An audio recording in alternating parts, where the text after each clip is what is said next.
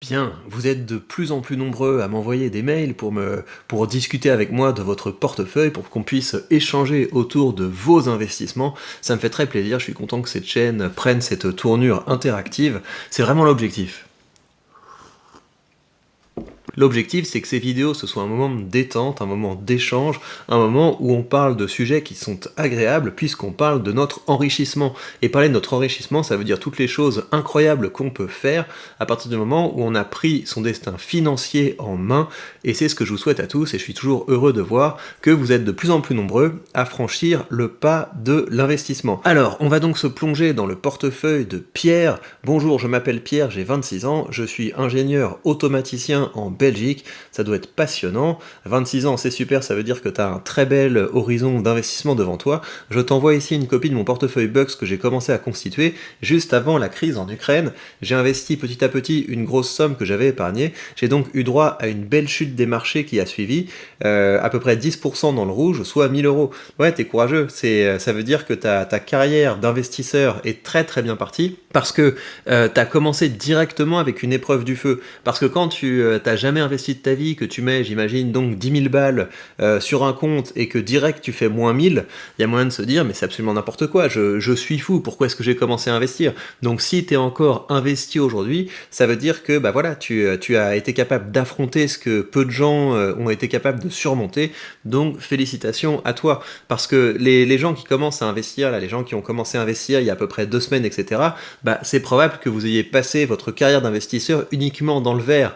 Et donc c'est très bien, je suis très content pour vous, mais votre destin d'investisseur dépend de votre capacité à tenir bon quand ça baisse. Donc félicitations Pierre, tu as passé l'épreuve du feu. Heureusement, je n'ai pas cédé à la panique, j'ai même continué à investir, et je suis maintenant dans le vert de 421 euros. Bah voilà, bravo, c'est ce qui se passe. C'est ce qui se passe quand on a du tempérament, on gagne de l'argent. Et donc, qu'est-ce qui aide quand on investit et que autour de nous, tout a l'air d'être sombre, tout a l'air d'être déprimé? Parce que je pense que c'est ce qui va se passer en septembre, octobre, etc.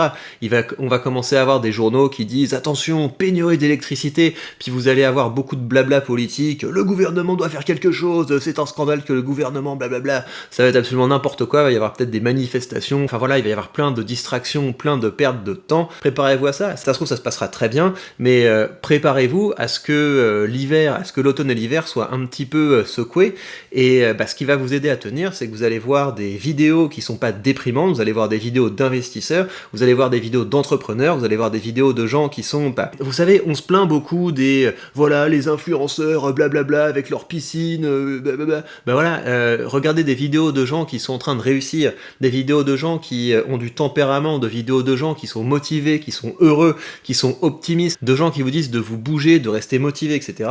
C'est extrêmement positif, c'est ce contenu que vous devez consommer, et vous devez dépenser zéro de votre temps à les donner à des dealers d'opinion qui vont vous dire ouais, tout va mal, les élites, le gouvernement, vous savez ce que j'en pense, tout ça, ça doit dégager. Alors, je n'ai pas vendu les pommes pourries que j'ai achetées tout au début, tu auras pas de mal à les trouver, ok, on va se marrer, on va regarder ça. N'hésite pas à critiquer certains de mes choix, je suis encore débutant dans le domaine et le temps me permettra d'affûter ma stratégie. L'étape suivante pour moi est de faire rentrer plus de ronds, comme tu dis si bien, exactement mon gars.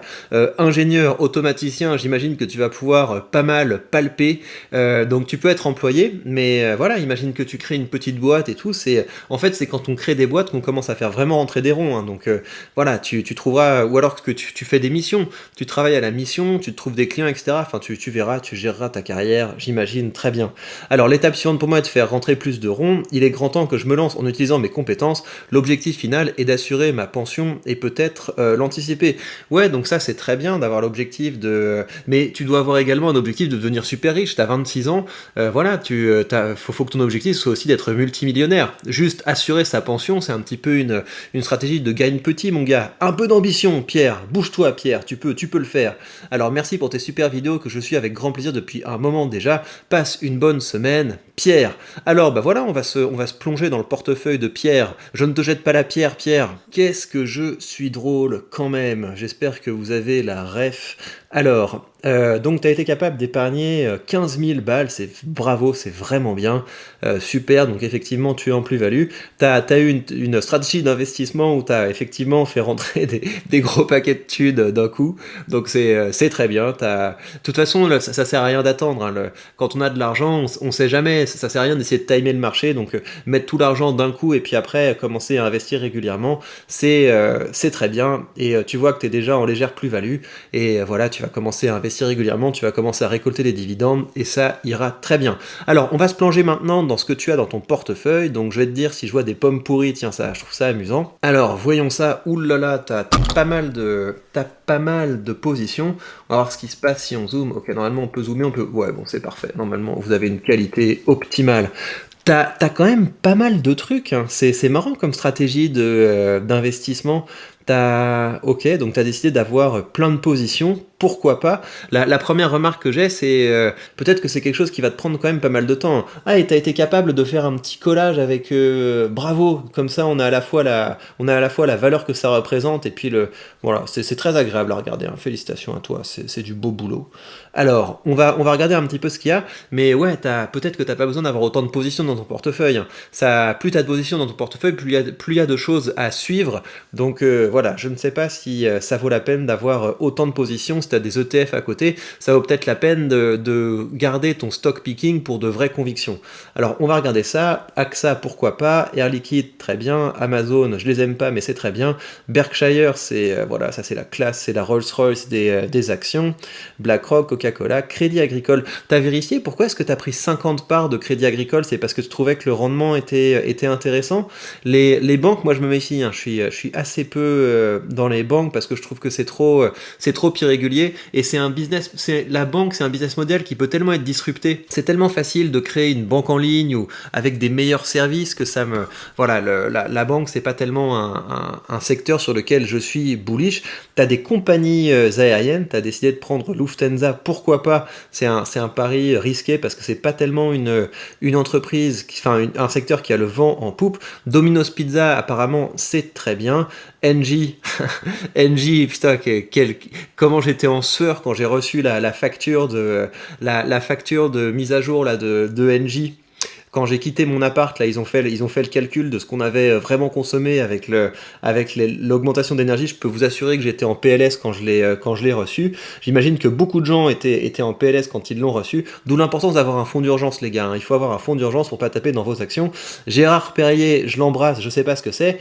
Home Depot qui vient de déposer ses résultats là, ils ont des résultats qui ont de loin dépassé les attentes. Donc ça, c'est une boîte que j'aime bien, Home Depot, parce c'est pas une entreprise qui, quand on regarde les finances, on se dit il y a quand même beaucoup de dettes, etc. Mais c'est bien géré, ils ont un dividende qui est très solide, ils l'augmentent régulièrement.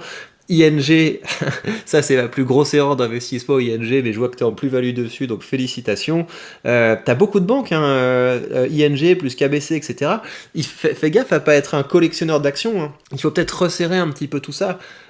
Intel, bon, Intel, maintenant que tu es dedans, ça vaut le coup de rester pour voir s'ils vont être capables de renverser la tendance, mais Intel, c'est un pari, hein, parce que ça va faire maintenant 1 an, je crois, qu'ils déçoivent systématiquement, donc à voir si c'est pas une value trap, mais une fois que tu es dedans, bref. Alors, Main Street Capital, j'aime beaucoup. Microsoft, évidemment, ça c'est un très beau pari. Nexity, donc je pense que c'est une foncière, mais moi j'investis assez peu dans les boîtes françaises parce que je trouve que verser le dividende une fois par an, c'est un petit peu pénible quand on a une stratégie de dividende. C'est d'ailleurs pour ça que j'ai pas de PEA, hein. Le PEA, d'une part, les frais sont très élevés quand on achète des actions, et par ailleurs, on est très restreint dans nos investissements, donc je trouve que l'avantage fiscal se justifie pas. Ça permet pas de compenser tous les défauts qu'il y a dans le PEA. Alors ça, je ne connais pas, Pipeline, etc. Prudential, j'ai déjà entendu parler, mais je ne connais pas. Puma, tiens, c'est étonnant que tu sois sur Puma. Pluma, c'est pas quelque chose que je vois souvent. T'as quand même beaucoup d'actions dans beaucoup de secteurs différents, donc à voir hein, si c'est une stratégie optimale de te disperser. Après, peut-être que tu as une stratégie où tu te dis, je choisis plein de trucs, et sur tous les trucs que je choisis, j'espère qu'il y en a certains qui vont cartonner. Pourquoi pas hein, il y a des gens qui... Regardez par exemple le podcast qui s'appelle Rule Breaker Investing de The Motley Fool.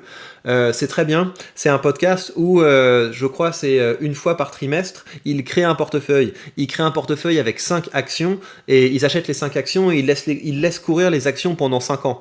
Donc, pendant 5 ans ou pendant 3 ans, je me souviens plus. En tout cas, eux, leur stratégie, c'est ça. C'est choisir plein d'entreprises très régulièrement, laisser courir les trucs et comme ça permet d'avoir de très bonnes surprises et souvent d'avoir de bons résultats. Alors, Realty Income, très bien. Ça, je ne connais pas. Shurgard, c'est les bâtiments là où on stocke qui permettent aux gens d'avoir des caves où ils stockent leurs trucs. Alors Sofina, Sony, Starbucks évidemment, ça déchire. Store Capital, donc ça je pense que c'est moi qui vous ai fait découvrir cette petite boîte Store Capital, qui est une boîte dans l'immobilier qui a en ce moment un très très bon rendement.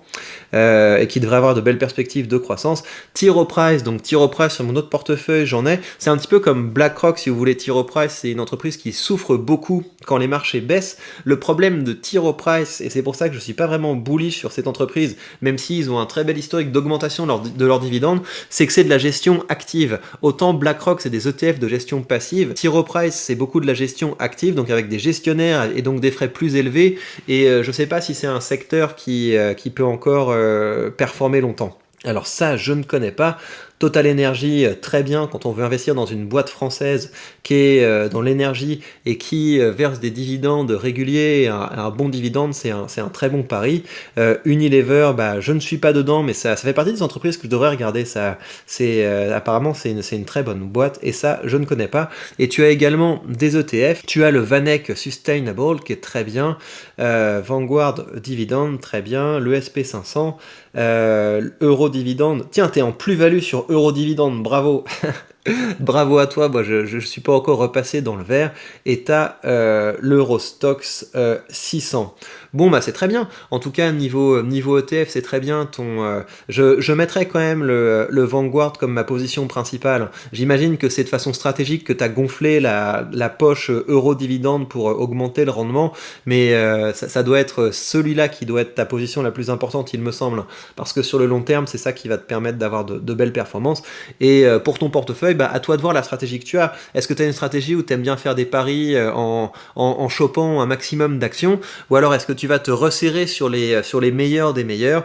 À toi de voir, hein. Moi j'aurais plutôt tendance à me concentrer sur les meilleures actions, mais d'un autre côté je comprends qu'on puisse se faire des petits kiffs à acheter régulièrement des actions. De toute façon l'important c'est de pouvoir épargner régulièrement, et le pari que tu as fait, si j'ai bien compris, non, en termes de poids, D'accord, t'as fait comme ça. T'as Microsoft t'as Microsoft et Air Liquide qui sont tes plus grosses boîtes, donc sur le long terme, c'est quand même un pari qui me semble pas mal. T'es un peu trop exposé aux banques, selon moi, qui sont des secteurs qui sont quand même un petit peu fragiles et cycliques, mais sinon non, c'est bien. Je suis très content de m'être plongé dans ton portefeuille. J'ai trouvé ton portefeuille distrayant.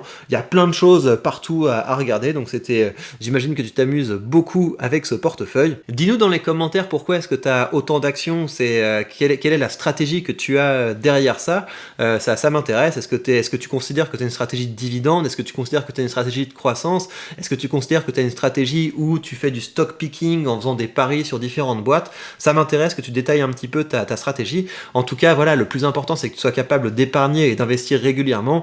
Les actions, tu auras des belles surprises et des mauvaises surprises. Dans les ETF, tu n'auras pas de surprise et tu vas avoir ton capital qui va s'apprécier régulièrement.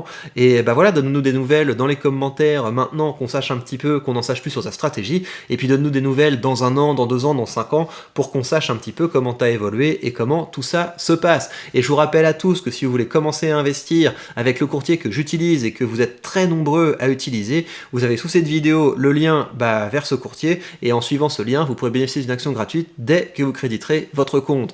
Prenez bien soin de vous et à très vite pour de prochaines news.